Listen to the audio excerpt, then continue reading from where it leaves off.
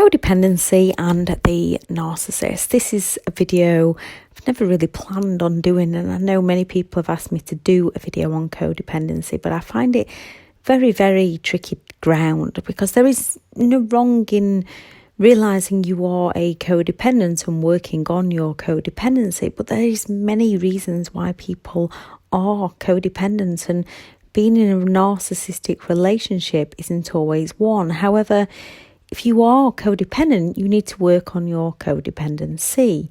If you're not codependent, you need to stop blaming yourself for being codependent and helping people. Many people enable people, but they are coming from a good place. They have good intentions behind helping other people out. So, codependency and the narcissist. You may or may not have been independent before you met a narcissist. However, after being around one for a while with all their manipulation, you will often end up feeling as though you are dependent on them. This doesn't, however, always mean you are a codependent. There are lots of different dynamics to codependency and enabling behaviour, and in some situations people might be codependent. There are many perspectives on this. However, within a narcissistic relationship, I believe many can then believe it's because of their codependency they ended up in this type of relationship, and this can lead to further victim blaming and shaming. I find it a very dangerous and damaging and toxic term, especially for survivors of narcissistic abuse. Within the dynamics of a narcissistic relationship, behind many people led to believe they are codependent is often an emotional manipulator who made them feel that way. So the signs of codependency are enabling people's toxic behaviour. And yes, this does happen. People do support people with drug issues and alcohol issues, trying to do the best, not realising it's not helping. The narcissist enablers are people who will help the narcissist to achieve their aim. They will most often unwittingly defend the narcissist, support the narcissist, help the narcissist. An enabler is a person the narcissist recruits to their side. They might not always agree with or defend the narcissist, yet they will put up with the behaviour or stick up for them and even bail them out. People usually unwittingly become enablers to the narcissist and often don't typically have a malicious motive. They can genuinely think they are doing the right thing by the narcissist, or that they are trying to keep the peace. Some people become enablers out of fear that the narcissist has instilled into them if they don't conform to the narcissist demands. So they have turned into the survival mechanism fawn, or turn 2, meaning they will go along with what the narcissist says for fear of what could happen to them if they didn't. Others often believe the narcissist lies and think they're helping the narcissist, when in reality they're enabling the narcissist to do their worst. Then we have the narcissistic family members who will do anything to protect the family. They'll either believe the narcissist to be innocent, or they are narcissistic themselves and don't see a problem with them themselves and running around in a pack in order to protect the family name. 2, doing all you can to stay in the relationship. As a narcissist has often isolated you from anyone who genuinely cared for you, drained you of financial resources, intimidates you, placing fear within you, offers false promises of change, giving you hope, creating feelings of guilt. Hence you stay through obligation. They shame you into feelings like you are not good enough and say things like, "You'll never find someone like me," or "You're crazy." Then offer intermittent reinforcement when they play nice. People often then believe they are to blame, and with that brain fog caused by the narcissist's gaslighting, usually do work harder to stay in the relationship. Even when people begin to wait, the narcissist can manipulate them into submission. People often do all they can to stay within the relationship with a narcissist out of fear, obligation, and guilt, not codependency. With narcissistic parents, children feel obligated to care for their parents. They don't want to walk away from the people that raised them, even though those people hurt them. They wish to help them and live in the hope that their parents will be proud of them for who they are. 3, feeling responsible for other people's behaviour. A narcissistic person is very clever at projecting, blame shifting and gaslighting to make you feel responsible for their behaviour. 4, feel like you're nothing without them. A narcissist will devalue, intimidate, divide and conquer, cause arguments before you go out or when you return. They slowly take away everything and everyone you loved from you. So you no longer know who you are. Sleep deprivation, anxiety, also in the mix within a narcissistic relationship.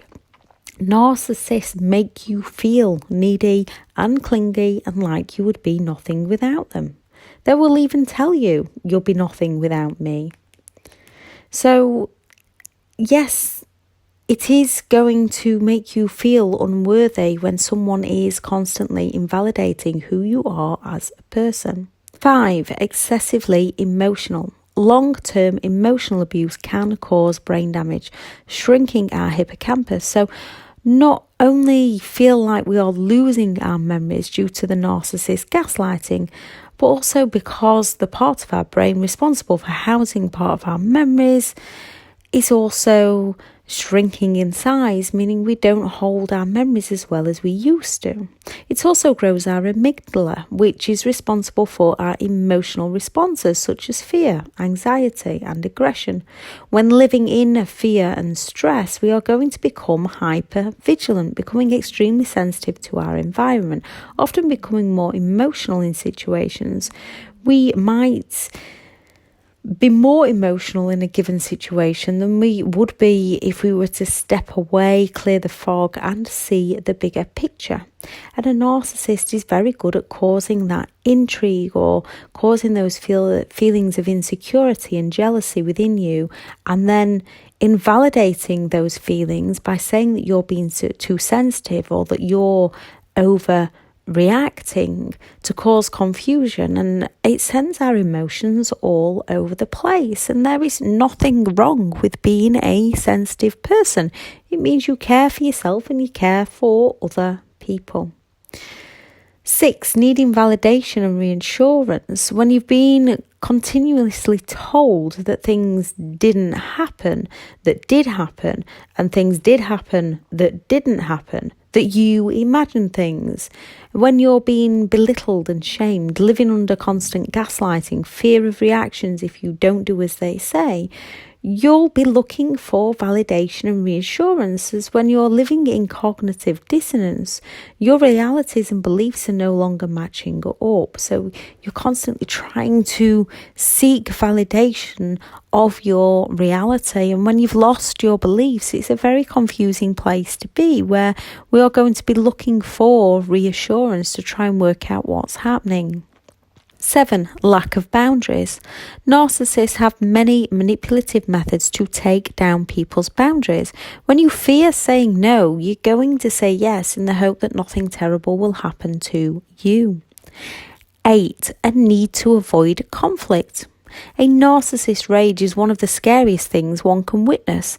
No one wants conflict with a narcissist for the pain that a narcissist can inflict on those around them when things don't go the narcissist way. When you live in fear, knowingly or not, you're going to avoid the things you fear. You are going to avoid conflict with the very person that tries to create conflict. 9, feel like you're controlling, so you avoid conflict. Trying to keep yourself safe is not controlling. The narcissist is controlling. They create an atmosphere where people feel like they have no choice other than to walk on eggshells around the narcissist. The narcissist often causes induced compliance through the state of dissonance, where you do things that go against your beliefs to avoid negative reactions from the narcissist. To stay safe, unaware you're far from safe. Only feel valued when needed. A narcissist will invalidate you any way they can, and with fear of reactions, if you don't do as they say, you work harder to please them to avoid those reactions, mostly from a subconscious level, as your brain's been trained slowly over time by the narcissist to behave how they want you to behave. Like the elephants in the circus, when they are tied up as babies, they learn that they cannot escape. So when they are not tied up as adults, they don't try to escape because they've been trained over a long period of time. 10. Concerned about others' needs and feelings. If we weren't concerned for others' feelings or needs, there would be more narcissistic people hurting others, as we'd lack the empathy to care for other people, and many more people would hurt other people. We need to care for others so we don't hurt others. We need to be able to empathise for other people's feelings and needs. We also need to empathise for our own. 11. Imbalanced moods. When you live in an environment set by a narcissist to cause instability, drama, chaos, fear, anger, resentment, stress, your moods at the very least are going to be a little all over the show. Feel like you're playing the victim. You're not playing, and mostly due to the narcissist or enabler's gaslighting of it wasn't that bad. You know what I'm like. You often end up downplaying the narcissist's behaviour. Many don't even realise what's happening until they are out of the situation, even then blaming themselves or questioning if they are a narcissist. A narcissist's emotional abuse is abuse. There is no excuse. Narcissists play victim to escape accountability of the things they actually do, so they're not held responsible for their behaviour. 12. Difficulty making decisions. A narcissist offers that double bind. They tell you to book a restaurant. Then when you do, they accuse you of being too lazy to cook. If you question their contradicting words, they'll say you imagined things. If you don't book, you're wrong. When you're damned if you do and damned if you don't, it's very difficult making decisions. 13. Difficulty communicating within the relationship. A narcissist, conversation, manipulation. It's difficult communicating with a narcissist at the very least, especially when you don't know what you're communicating with. Blame shifting, projection, word salad, gaslighting. The narcissist finds it difficult to communicate, why they manipulate instead. So at the very least, it's difficult to communicate with a narcissist. Often it feels like it is impossible until we understand what we are dealing with and what they are actually doing. 14. Lacking in trust. People are going to develop trust issues around those with lying issues. Codependency is an excessive psychological or emotional dependence or reliance upon another person, someone who may feel like they need another for financial, emotional, mental, physical support. Personally speaking, I find the term codependency very victim blaming and victim shaming. I often find that in many cases a narcissist can show many signs of being codependent as they require outside sources of attention for support. They often exploit others to meet a need of their own. They financially abuse people, often only giving if they can take from another, projecting their negativity onto those around them, often needing to jump from one relationship to the next, needing that external validation from others, requiring excessive attention, finding it difficult to communicate, to please others, to get others to meet a need of their own, with false compromise of the future and lacking in empathy to care for those they hurt.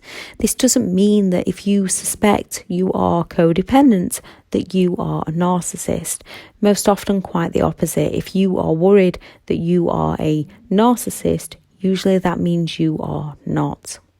Codependents who are not narcissists have often been shamed into having minimal self-esteem, so they are reliant on other people for validation that they are worthy. However, they do it in a way which is pleasing others so that other people don't feel unworthy. They come from a place of good intentions. They want to help others to feel better about themselves. So they're doing it with good intentions, and with good intentions there is no wrong way or right way to live your life. Yes, sometimes we can do things with good intentions and enable people with the wrong behaviour, and once we realise, we often feel guilt and we have to overcome that guilt. Often we can end up enabling the wrong people, and as soon as we know, often we go.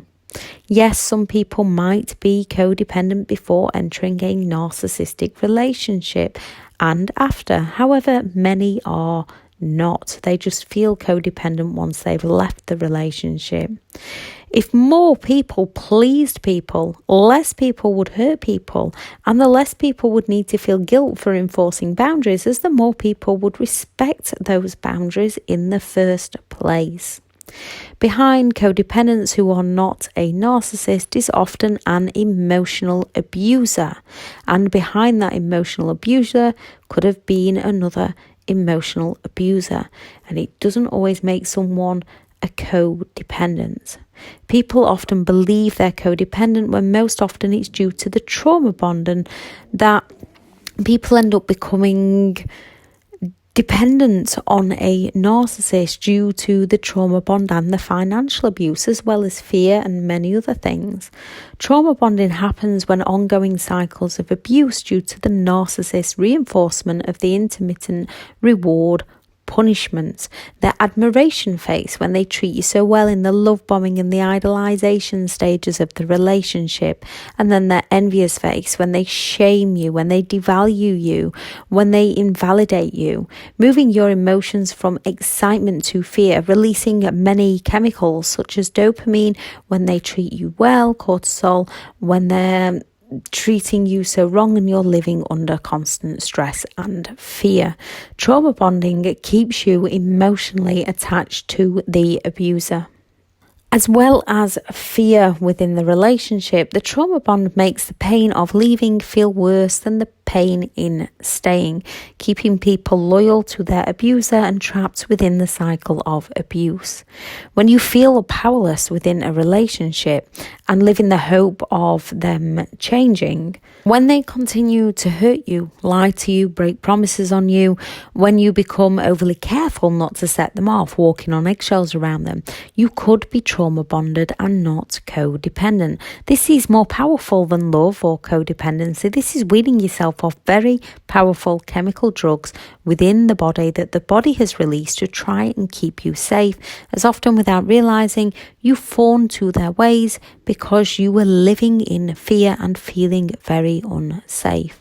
Trauma bonding isn't your fault. An abuser sets the environment to exploit you. They subconsciously train your brain to get their needs met, lacking in the empathy to care for the effects it has on you.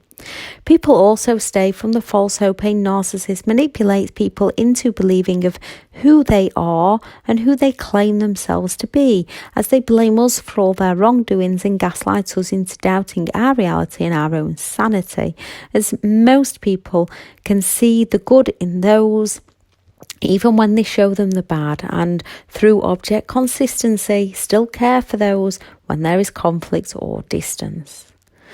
In many cases, not all narcissists are codependent and reliant on moving in with someone, exploiting people's financial resources, fear of abandonment, often projecting their thoughts, feelings and opinions onto and into those around them who care for them, passing the blame over for their wrongdoings, gaslighting those who care about them for fear of abandonment, even though often once the narcissist has financially and emotionally drained someone, they up and leave, moving straight on as they are dependent on others to fill their needs and covertly keep their shame, insecurities, vulnerabilities hidden from society.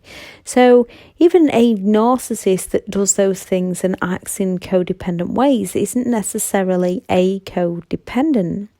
Due to the manipulation, the financial abuse, the shame projected onto them, isolated from support and hobbies, hopes and dreams, the target of the abuser then feels they have become codependent. However, often after breaking free, they survive on their own to build themselves back up, their independence back up, whilst the narcissist keeps making people dependent on them to cover for their codependency. There is no wrong in relying on others to help you out. Still, when we know we can depend upon ourselves, we create boundaries, values and beliefs. So instead of helping those who seek to harm us, instead of going for support from those who seek to harm us, we find support in those who have mutual respect for us. Codependency can happen within a narcissist v narcissist relationship. Codependent narcissists play victim or hero. They move straight on. Patterns of negative, toxic behaviour. Blames all others. Accepts no responsibility. Shames those around them. Survivors of abuse often blame themselves for everything. Fear that they are a narcissist. Fear standing up for themselves. Fear seeking justice. Fear seeking help and support and understanding. But often they do when the time is right for them. Contrary to popular belief, you don't always attract what you are. When you're kind, you can attract kind people. You can also attract people looking to exploit your kindness. When you're forgiving, you can attract those who respect you. However, you can attract those who will play on your forgiving nature. When you are giving, you can attract giving people. You can also attract people who just want to take from you. When you are honest, you can attract honest people. You can also attract liars as you believe them to be telling the truth. When you're caring, you can attract those with a lack of empathy as you try hard to care for their needs while they slowly use your caring nature against you. No, you don't always attract what you are. Sometimes you attract people who want to use you for the qualities you have. So there is an element of dependency, but the positive elements of trying to help other people live a better life. I shall add in the description the video that explains more of what happens to you within a narcissistic relationship and the video that explains more on trauma bonding. If you believe you have codependency, there is no wrong in this. Just find the right support for you to help you through this. There is no wrong in wanting to help other people, but it's making sure you learn to help the right people. You also may not have codependency. Listen to your feelings. Listen to your instincts. Listen to the situation as an entirety. There is many good therapists out there, and some therapists do want to just focus on your present and your future. But sometimes we do have to take a step back and reevaluate our past to see how we ended up where we are today so that we can work on the things that didn't work for us in our past and change them so that we do not repeat them in our future. I hope everyone has an amazing day. If anyone has any thoughts, feelings, opinions on codependency, please do drop it into the comments, because I know there's many different perspectives on codependency, and at some point it got brought into the dynamics of a narcissistic relationship, and personally I do believe it can be a very damaging term to survivors of narcissistic abuse, and sometimes the meanings behind codependency aren't in the best interest. They come from good intentions, people with good intentions, but they can be taken the wrong way.